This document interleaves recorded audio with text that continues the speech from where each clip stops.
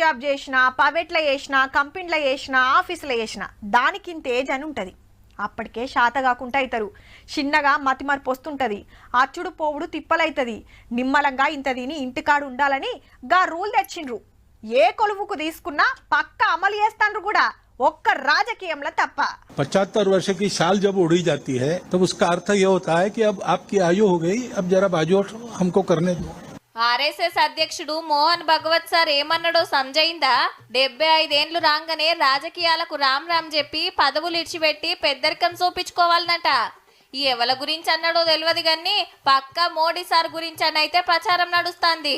ఇంకో 2 నెలలైతే ప్రధానమంత్రి సార్కు 75 ఏండ్లు పడతాయి. రాజీనామా చేయమని సీదా చెప్పకుండా గిట్ల అన్నాడనేది ప్రతిపక్షాల మాట.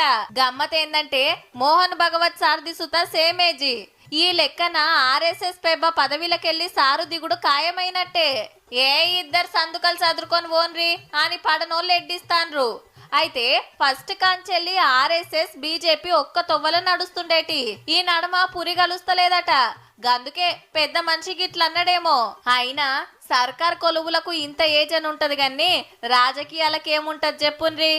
ఎంత అనుభవం ఉంటే అంత సీనియర్ లెక్క చూస్తుంది.